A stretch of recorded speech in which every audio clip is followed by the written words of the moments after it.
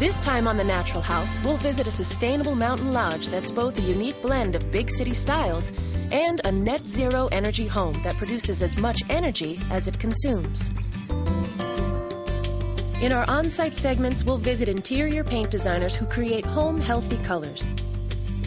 And we'll tour the Rebuilding Center, Portland's natural resource for do-it-yourselfers.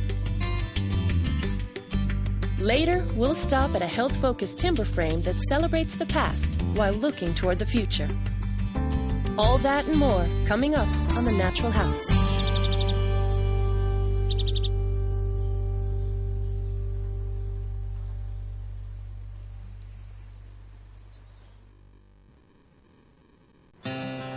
Hi, I'm Pam Mahon, and welcome to The Natural House.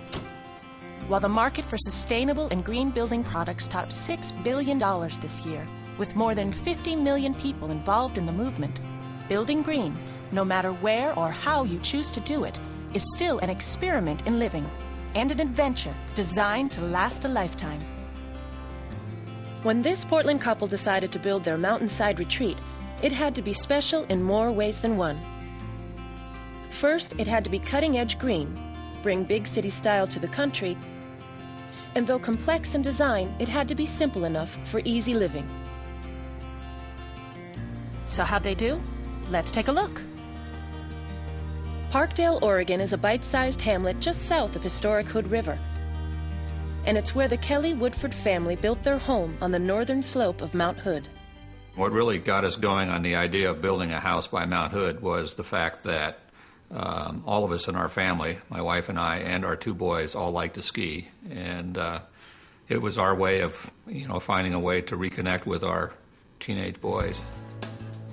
This house is really laid out and designed to be a family gathering place. It's a place where community is more emphasized than sleeping spaces. We really have designed the house to have a lot of flex sleeping spaces, Murphy beds and hallways that can convert to bedrooms, and have it really be a place where families could gather. We've lived in our house in Portland for 27 years, and that's become a very regimented place.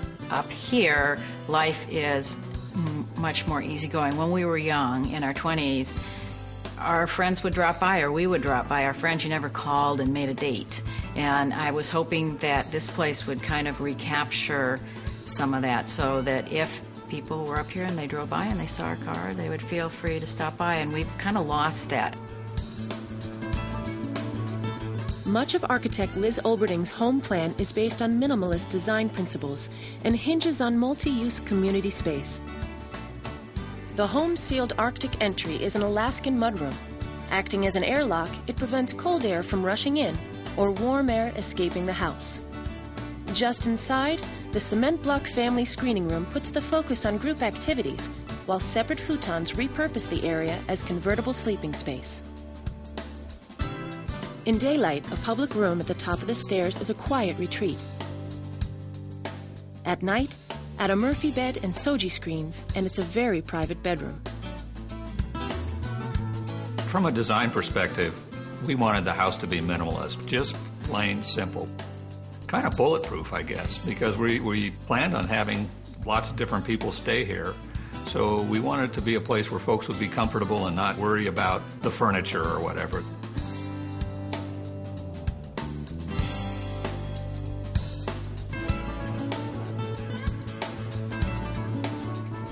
The master bedroom is a study in minimalism, contrasting lush natural paints, plasters, and wood beams with exposed electrical conduit, micro accent lights, a steel ceiling, and gray block walls.